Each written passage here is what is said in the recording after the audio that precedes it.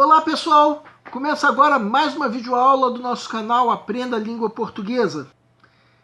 E nessa aula nós vamos falar sobre linguagem verbal e não verbal, que é um assunto muito importante para as provas de concurso.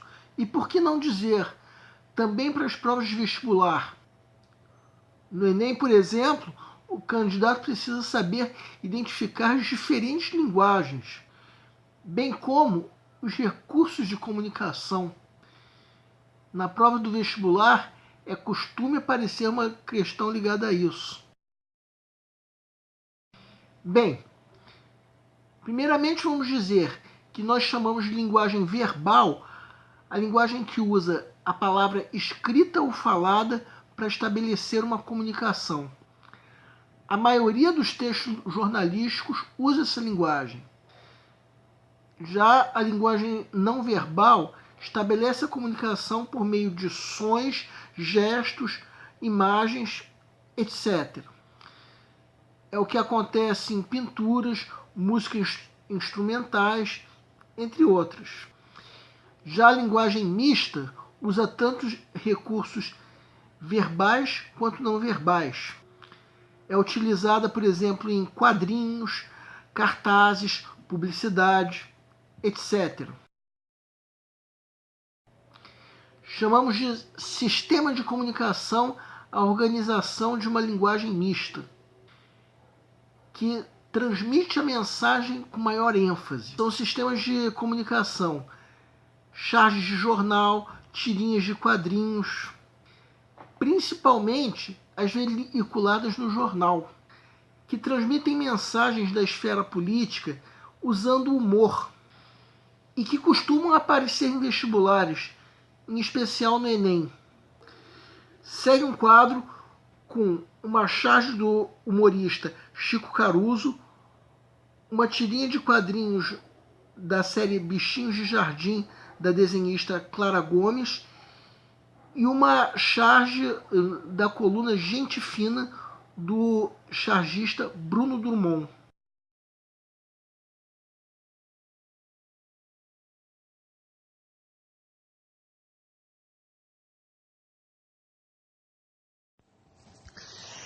Essa charge foi publicada em fevereiro de 2015. Fica fácil de entender que foi publicada às vésperas do aniversário de 450 anos da cidade do Rio de Janeiro. Por ela, entendemos que o calor na cidade estava insuportável na época, o que era um sacrifício para o morador da cidade, que, como podemos imaginar, nem conseguia comemorar a festa.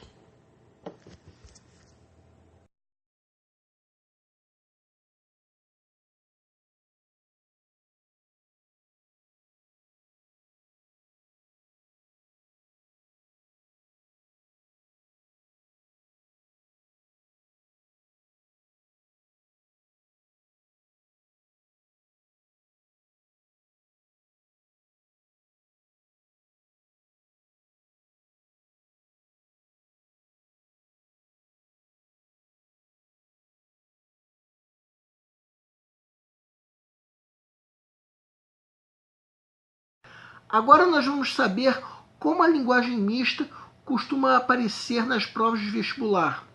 Segue um quadro. Enem 2016. Se você não percebeu a criança aqui, imagine no trânsito. Trânsito sem celular. Atenda a esse chamado. Seja você a mudança no trânsito. Nesse texto, a combinação de elementos verbais e não verbais configura-se como uma estratégia argumentativa para a. Manifestar a preocupação do governo com a segurança dos pedestres. B. Associar a utilização do celular às ocorrências de atropelamento de crianças. C. Orientar pedestres e motoristas quanto à utilização responsável do telefone móvel.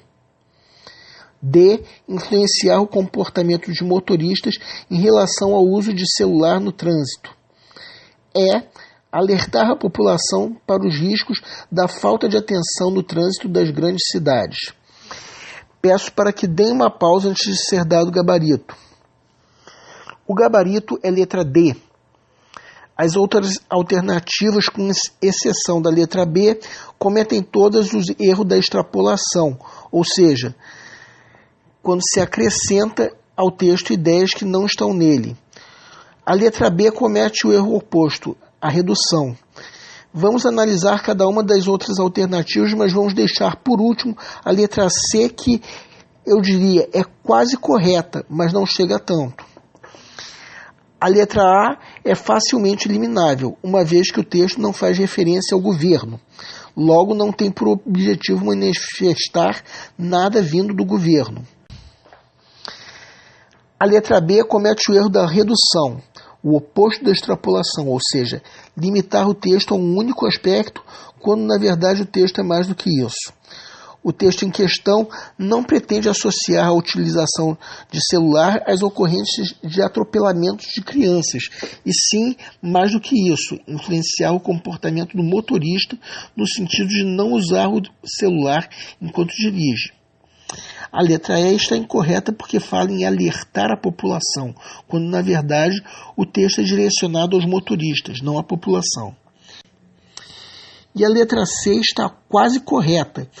O que torna essa alternativa incorreta é simplesmente o termo pedestres, pois o texto é direcionado aos motoristas, como podemos observar pelo texto destacado. Assim, é mais um caso de extrapolação. O único gabarito possível é a letra D. É isso mesmo que a propaganda pretende, influenciar o não uso de celulares pelo motorista. Enem 2014. Voz da comunidade. Paz só se consegue com voz.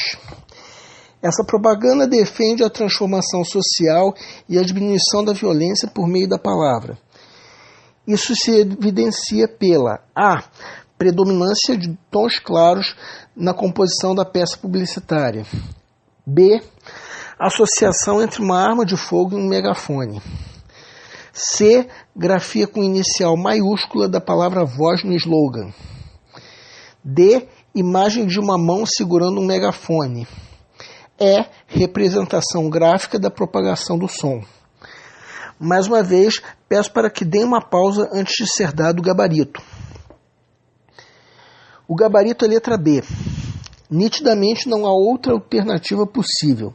A predominância de tons claros não tem nada a ver com a transformação social ou diminuição da violência. Colocar a palavra voz com inicial maiúscula também não tem nada a ver com isso, nem tampouco a imagem de uma mão, ou a representação gráfica da propagação do som. O único gabarito possível é a letra B. Associar a arma de fogo com megafone pode sim dar ideia de diminuição de violência através da palavra. Nessa aula nós discutimos a linguagem verbal e a não verbal. E a próxima aula será em homenagem ao Dia das Mães. O nosso canal está buscando maneiras divertidas para fazer com você a tua prova de concurso, em especial de vestibular. Quem já fez essas provas, eu quero pedir que nos escrevam para dizer como vocês se saíram, se a prova foi fácil, se ela foi difícil, quais foram as dificuldades, porque conforme for, nós faremos os devidos comentários numa próxima aula. E para todos vocês, o nosso canal deseja boa sorte.